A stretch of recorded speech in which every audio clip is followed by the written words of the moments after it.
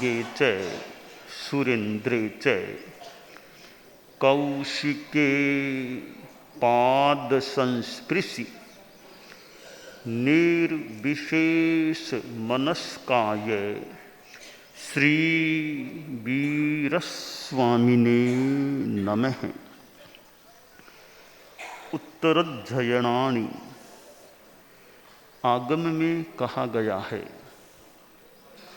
खड्डूयामी चवेदामी अक्कोसाय वहायमी कल्याण मनुशासंतो पावदिठिति मन्नई पुत्तो में भाय ना इत्ति साहू कल्याण मन्नई पावदिठी उ अप्पाणम सासम दासंग व मन्नई।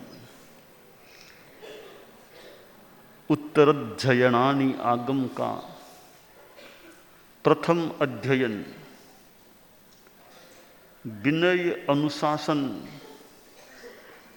का शिक्षण देने वाला है। नवदीक्षित साधु साध्वियां और दूसरे भी इस प्रथम अध्ययन का यह शिक्षण ग्रहण करने का प्रयास करें। हम सभी के लिए बात है कि विनय की शिक्षा, अनुशासन की शिक्षा, हम आगम में जो हमें संदेश मिलते हैं उनका स्वाध्याय करते रहें। 10वें आलियम सीख लिया, अब उत्तरध्ययनानि भी जितना संभव हो सके, जैसे अनुकूलता हो, द्रव्य क्षेत्र काल भाव की स्थिति हो, उत्तरध्ययनानि भी थोड़ा सीखें, कंठस्थ करें। इतना एक सुंदर तत्व, सुंदर प्रशिक्षण हमें उत्तरध्ययनानि आगम से भी प्राप्त हो सकता है। 10वें आलियम कितना सुंदर मार्गदर्शक आगम हम चारित्रात्माओं के लिए है। और टाइम मिल जाए तो थोड़ा याद है तो चितावना होता रहे। एक सप्ताह में 10वें आलियम को बांट दें। रविवार है पहले 4 अध्ययन, सोमवार 5वां अध्ययन, मंगलवार 6ठा अध्ययन, बुधवार 7वां अध्ययन, गुरुवार 8वां अध्ययन, शुक्रवार 9वां अध्ययन, शनिवार 10वां और दोनों चूलिकाएं। ऐसे भी बाकी जैसे अनुकूलता हो बांट के थोड़ा थोड़ा भी हो जाए तो अच्छा एक आगम है। भूली भी न पड़े, याद रह जाए, साथ में अर्थ का चिंतन अनुचिंतन भी हो जाए, बहुत अच्छा एक आगम है। अब उत्तरध्ययनानि है, कोई तो पूरा का पूरा कंठस्थ कर ले, बहुत ही अच्छा है, क्योंकि पूरा तो याद होना मुश्किल है। जितना कर सको 10 अध्ययन कर लो, 8 अध्ययन कर लो, जितना कर सको। कि ज़्यादा नहीं कर पाऊंगा भी, ज़्यादा नहीं कर पाओ तो पहला अध्ययन सीख लो, दूसरा सीख लो, तीसरा सीख लो, चौथा सीख लो, 8वां सीख लो, 10वां सीख लो, 32वां सीख लो, और कर सको तो 29वां सीख लो। तो चयनित करके सीख लें, सारा करना मुश्किल है तो चयनित अध्ययन याद कर लें और फिर उसका स्वाध्याय मौके मौके पर होता रहे और वाचन कर लें, अर्थ को समझ लें। तो ये आगम तो मानो हमें शरण देने वाले हैं कि धर्म की शरण में जाता हूँ, वो तो है ही उत्तम बात है। एक दृष्टि से एक संदर्भ में कि मैं तो आगम की शरण में जाता हूँ, आगम की शरण ले रहा हूँ, आगम से मुझे त्राण मिले, यानी आगम में जो शिक्षाएं हैं, बातें हैं, उनसे मुझे त्राण मिले, मार्गदर्शन मिले और मेरा साधना का क्रम अच्छा चलता रहे। तो हमारे लिए ये आगम हैं, वो तो कितनी बड़ी संपत्ति है, निधि है कि हम जैन धर्म में हैं, हम श्वेतांबर परंपरा में हैं, तो ये हमारे मान्य आगम हैं, 32 आगम। ठीक है, सारे आगम तो कोई ज़्यादा इतना न कर सके, तो कुछ कुछ आगम हैं, इनको थोड़ा आत्मसात करने का हम प्रयास कर ले, बहुत बढ़िया चीज़ है। साधु स्वाध्याय, सूत्रों की स्वाध्याय करे तो साधु के लिए तो अच्छी खुराक, पोषण बन सकता है। प्रथम अध्ययन में 2 दृष्टियां बताई गई हैं कि आचार्य अनुशासन करते हैं, वाणी से वो कहते हैं, कड़ा भी कह सकते हैं और थोड़ी कठोरता उनके व्यवहार में दिखाई दे सकती है। अब आचार्य कठोर अनुशासन भी करें, कुछ कड़ा भी कह दें। अब जो शिष्य हैं कि अलग अलग दृष्टि शिष्यों की हो सकती है। एक शिष्य जो विनीत प्रकृति का नहीं है, अविनीत है, गुरु के इतना अनुकूल नहीं है, थोड़ा उच्छृंखल सा है, अब उसको भी आचार्य कड़ा कहते हैं, तो वह उस अनुशासन को किस रूप में लेता है, उसका क्या दृष्टिकोण है, इसका चित्रण यहाँ प्रथम अध्ययन में किया गया है। वो जो 38वां श्लोक है वह बताता है कि वह शिष्य सोचता है, खड्डूया में चवेडा में अक्कोसाय वहाय में, कि गुरुदेव गुरुजी क्या करते हैं, ये मेरे ठोकरे मार रहे हैं, मेरे चांटा लगा रहे हैं, मुझे गालियां दे रहे हैं, मेरे पर प्रहार कर रहे हैं। ऐसा चिंतन एक शिष्य कर लेता है और वह शिष्य अविनीत हो सकता है। और ये दृष्टिकोण, वह पॉजिटिव नेगेटिव थिंकिंग की जो बात है, अब इस श्लोक में हम भले इसको नेगेटिव थिंकिंग कह दें कि बैड थिंकिंग कह दें, कुछ भी कह दें, कि यह भी एक चिंतन का कोण है। दोनों शिष्यों पर समान रूप से आचार्य ने अनुशासन किया, दोनों को कहा, दोनों शिष्य सामने बैठे हैं, दोनों को आचार्य उलाहना, एक साथ दोनों को उलाहना दे रहे हैं, अलग अलग नहीं, एक ही साथ दोनों शिष्यों को उलाहना दे रहे हैं, कड़ाई से कह रहे हैं। तो शब्द तो दोनों के लिए वे के वे हैं, पर दोनों शिष्यों के ग्रहण करने में बड़ा अंतर है। एक शिष्य जिसको हम भले विनीत कह दें, वह सोचता है कि मेरे भाग में तो बस ये ठोकरें खाना ही लिखा हुआ है, आए दिन इनकी सुनते रहो, बस 2-4 दिन हुए फिर डांटते हैं, फिर बोलते हैं। इसीलिए दीक्षा ली है क्या, कि आए दिन इनकी थप्पड़ें खाते रहो, आए दिन गालियां सुनते रहो। क्यों हमने घर छोड़ा, इसलिए घर छोड़ा कि गुरुजी की लातें खाते रहो, ठोकरें खाते रहो, गालियां सुनते रहो, प्रहार सहते रहो। ये गुरुजी तो क्या है, 2 दिन हुए फिर डांटना, 3 दिन बीते फिर डांटना। अब गुरुजी ने कोई लात से ठोकर नहीं मारी है, गुरुजी ने कोई गालियां नहीं दी है, कोई चांटा नहीं लगाया है, थप्पड़ नहीं मारी है, पर वो शिष्य सोचता है कि बस वो उनके शब्दों को ही ठोकरे मारना कहता है, कि ठोकरे मार रहे हैं, लातों से मार रहे हैं।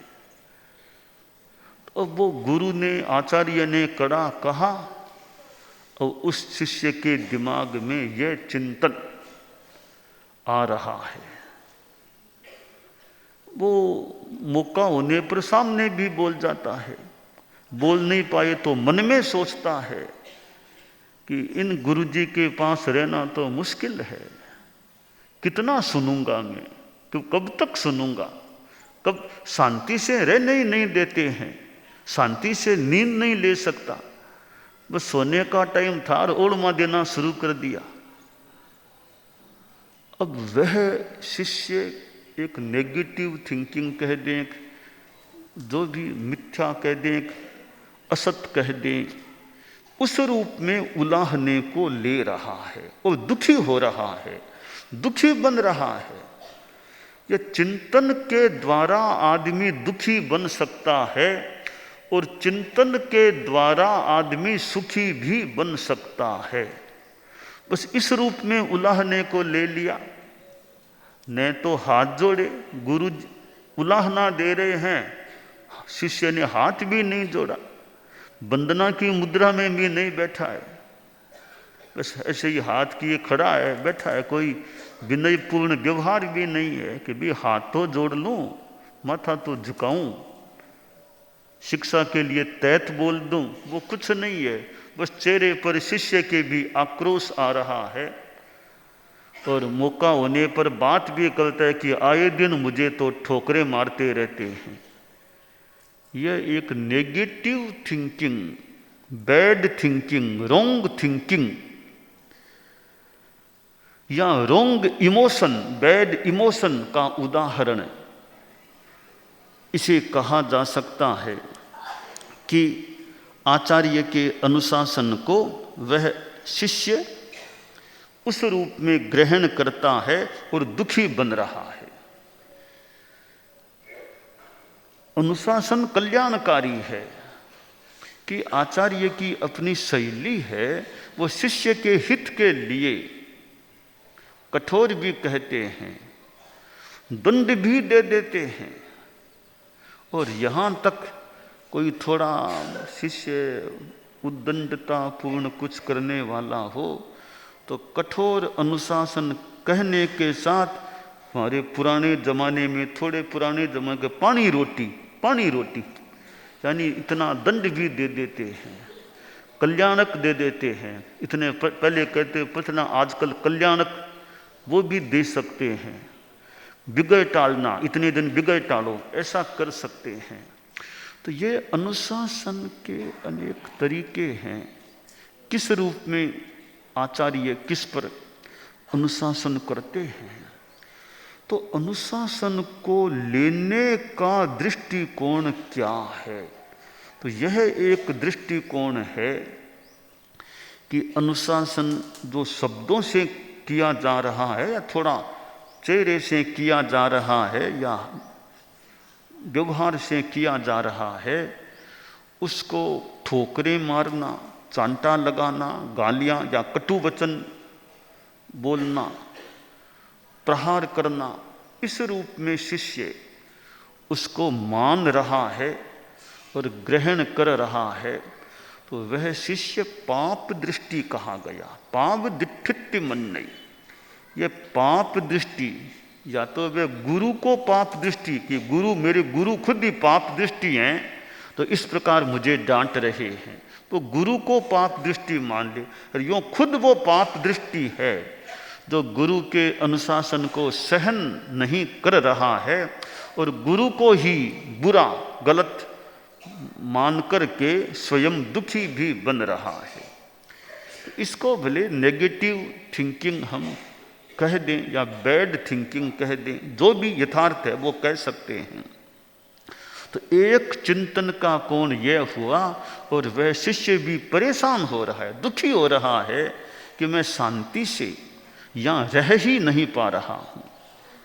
अच्छा हो मुझे तो और कहीं भेज दें, इनके पास रहना तो मुश्किल है, यहाँ गुरुकुलवास में रहना मुश्किल है, कितना मैं सुन पाऊंगा, शांति से रहने नहीं देते हैं मुझे। एक चिंतन। अब दूसरा चिंतन, दोनों शिष्यों को एक साथ उलाहना दिया है। अब दूसरा सुविनीत शिष्य सोच रहा है, पुत्तो में भाय नायित्ति साहू कल्याण मन नहीं, कि देखिए ये गुरुदेव ओहो, ऐसे गुरु मुझे भाग्य से मिले, संयम जीवन मिला, ये गुरु मुझे मिले हैं। ये गुरु क्या हैं? मेरे हित का ये जो फरमा रहे हैं उससे मेरा हित हो सकेगा। और ये क्यों कहते हैं मुझे? बाप जैसे बेटे को उसके हित के लिए कहता है। ये गुरु तो मेरे लिए पिता के समान है, पिता पुत्र को कहते हैं। इस प्रकार ये मुझे पुत्र की तरह मानते हुए मुझे हित शिक्षा दे रहे हैं। या बड़ा भाई छोटे भाई को डांटता कहता है तो ये मुझे छोटे भाई की तरह अपना समझ करके कह रहे हैं। और जैसे स्वजन अपना स्वजन वर्ग का आदमी जाति हो उस तरह मानकर मुझे शिक्षा दे रहे हैं। ओहो, गुरुदेव की शिक्षा को मैं समझूं, ग्रहण करूं, इनकी बातों पर ध्यान दूं और मेरा विकास हो जाए, परिष्कार हो जाए, सुधार हो जाए। ओहो, गुरुदेव को मेरे कारण से आज इतना श्रम पड़ा, इनको इतना फरमाना पड़ा। क्यों इनको श्रम पड़ता? मैं ध्यान रखता तो गुरुदेव नहीं भी फरमाते। तो जब गुरु को मेरे कारण से श्रम पड़ा, आगे मैं ध्यान रखूं, सावधानी रखूं कि इनको तकलीफ न पड़े। ये तो मेरे हित के लिए कह रहे हैं, कल्याण के लिए कह रहे हैं। तो दूसरा शिष्य इस रूप में बात को ले रहा, वो हाथ जोड़ करके बार बार माथा झुका रहा है। गुरु तो फरमा रहे हैं, वो शिष्य बार बार हाथ जोड़े नीचे माथा झुका रहा है, वंदना कर रहा है, वंदना कर रहा है। और उसके मन में दुख नहीं, दुख इस बात का जरूर कि गुरु को मेरे कारण से खेचल श्रम पड़ा है। और वह विनय के दृष्टिकोण से अनुशासन को ले रहा है। एक अविनय पूर्ण विचार से अनुशासन को ले रहा है, दूसरा सुविनय के रूप में अनुशासन को ग्रहण कर रहा है। अब कि यहाँ भी रियल थिंकिंग की बात करो कि रियल थिंकिंग है, मैं इनका शिष्य हूँ, ये मेरे गुरु हैं, मैंने इनको गुरु के रूप में माना है, तो ये मुझे नहीं कहेंगे और तो कौन कह सकेगा? अगर मेरे गुरु भी मुझे नहीं कह सकेंगे, मैं इनके भी नहीं सुन सकूंगा, तो और तो मैं किन की सुनूंगा? और मुझे कौन कितना कह पाएंगे? तो इनका तो अधिकार है, ये तो मेरे गुरु हैं। ये रियल थिंकिंग, ये मेरे गुरु, मैं इनका शिष्य।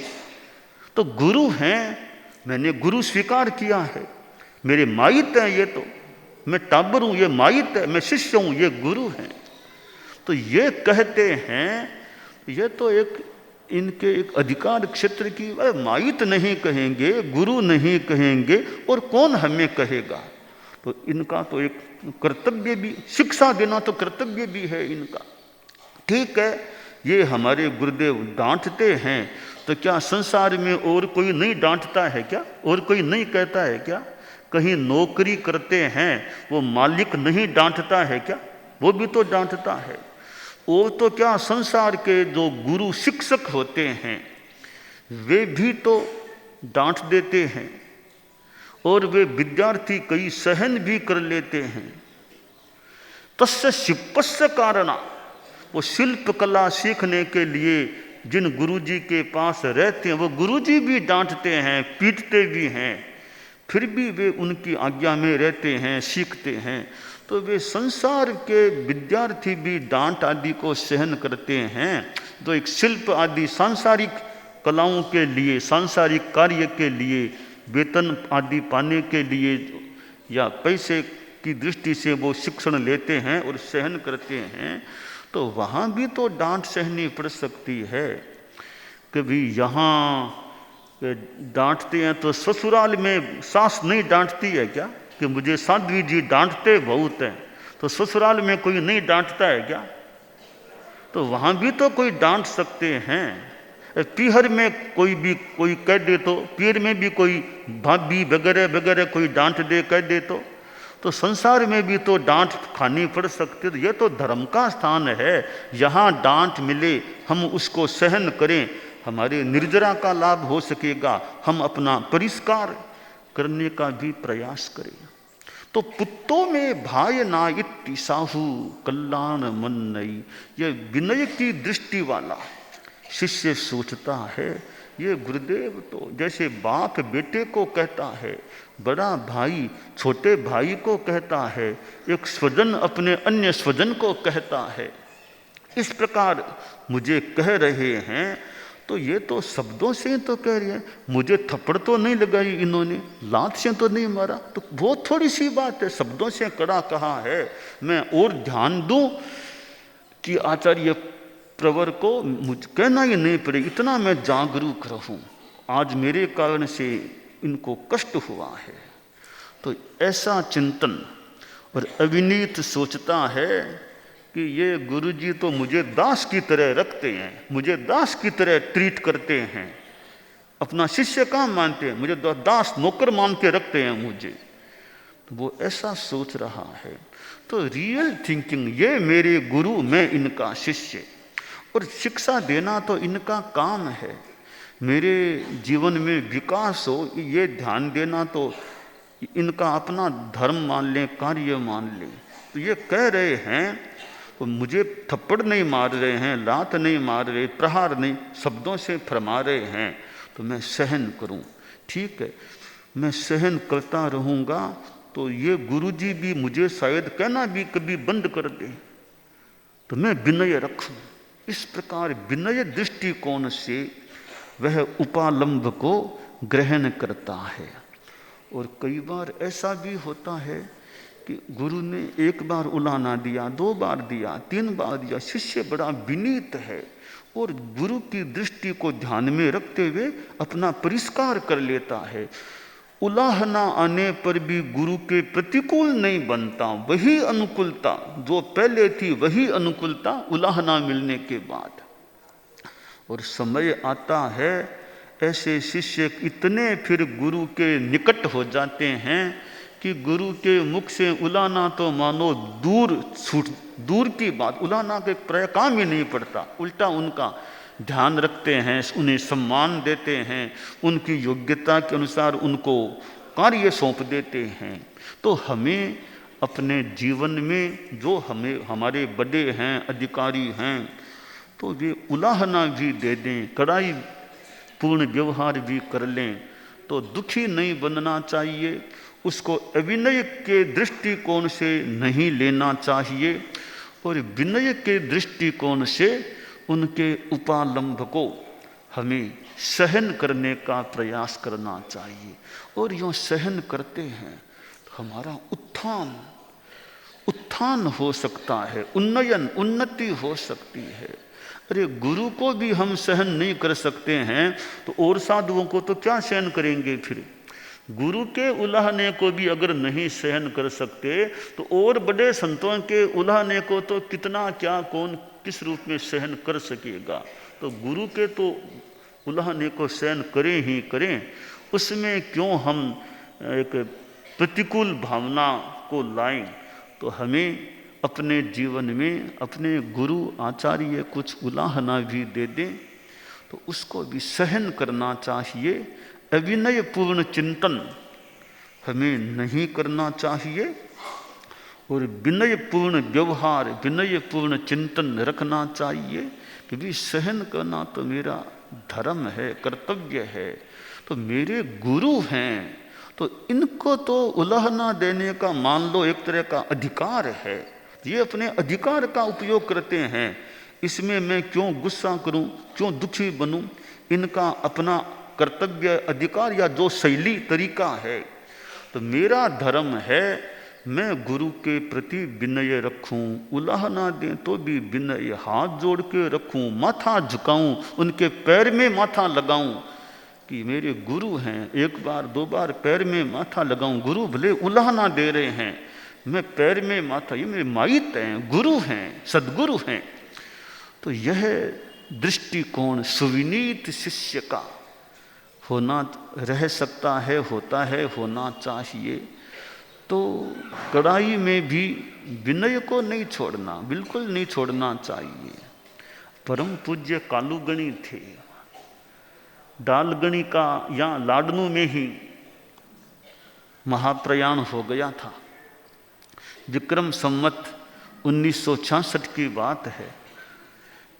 लाडनू में यहाँ वो महाप्रयाण हो गया और उनके बाद कालूगणी पट्टासीन हो गए, तेरा पंथ के अष्टम आचार्य बन गए थे।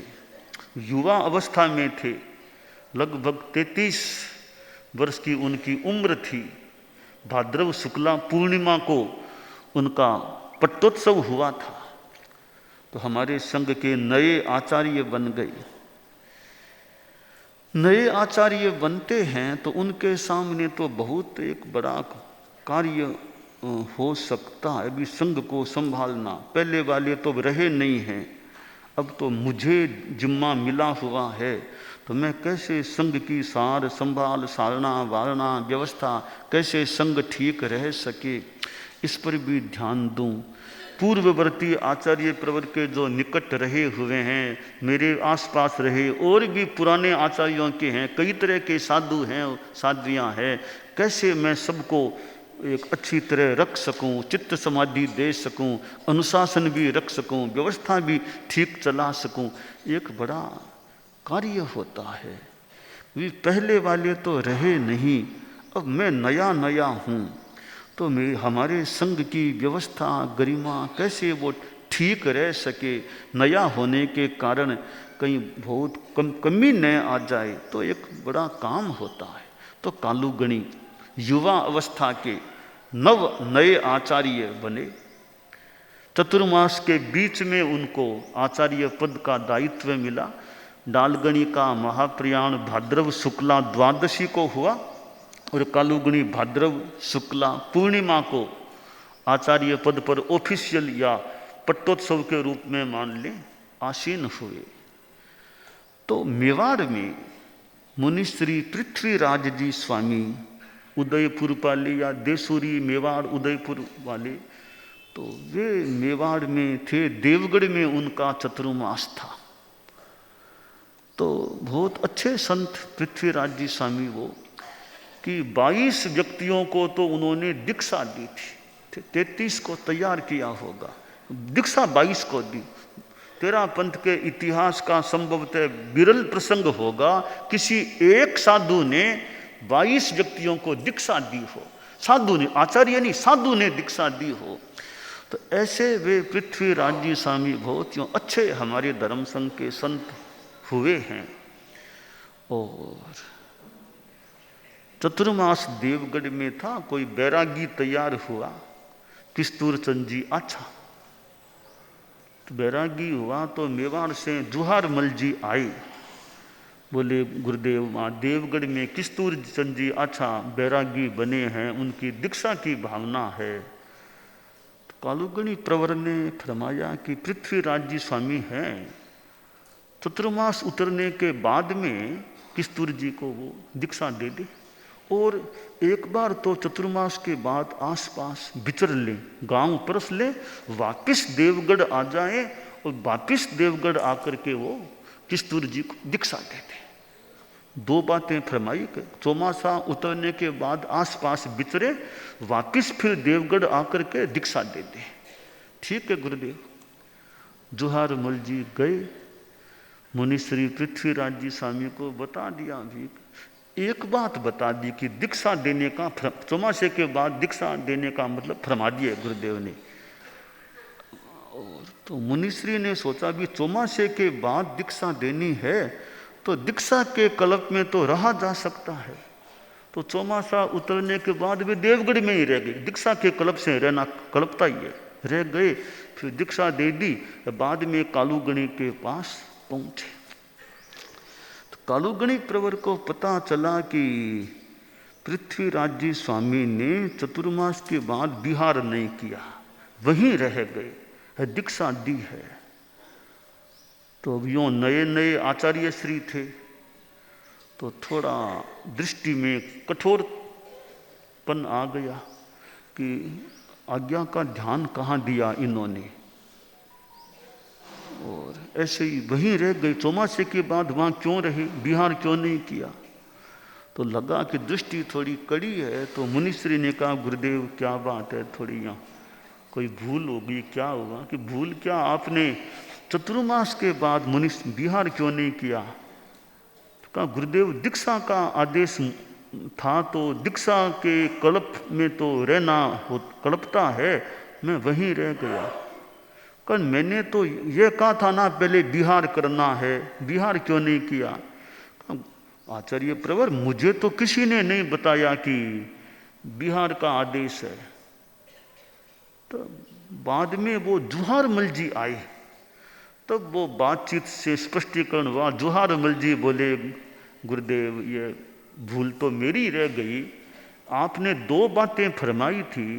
एक बात तो मैंने मुनिश्री को निवेदित कर दी कि चतुर्मास के बाद दीक्षा का आदेश फरमा दिया है। फिर आपने जो दूसरी बात फरमाई थी कि एक बार चतुर्मास के बाद बिहार करना है, आसपास विचरना है, बाद में फिर भले देवगढ़ में बाद में दीक्षा दे दें। तो बिहार करने की बात बताने में मेरी सावधानी नहीं रही और मैंने बताई नहीं। यह गलती मुनिश्री की नहीं है, मेरी है। तो कालोगणी ने जुहारमल जी को थोड़ा उलाहना दिया कि पर मुनिश्री की गलती नहीं, यह स्पष्टीकरण भी हो गया। तो मुनिश्री पृथ्वीराज जी स्वामी जैसे संत, कालोगणी तो एक छोटी उम्र के रियों थे, पर भी के गलती लग रही है तो थोड़ा ध्यान दें। तो यानी आचार्य हैं तो वो नए नए आचार्य जो बने उनको अनुशासन व्यवस्था का भी ध्यान रखना चाहिए, चित्त समाधि का भी ध्यान देना है, अनुशासन का भी ध्यान देना है। तो दोनों ओर भी ऐसा नहीं कि साधु साधियाँ असमाधि में हो जाएं, और ऐसा भी नहीं कि अनुशासन की डोर बहुत ढीली हो जाए, कोई कुछ भी करने।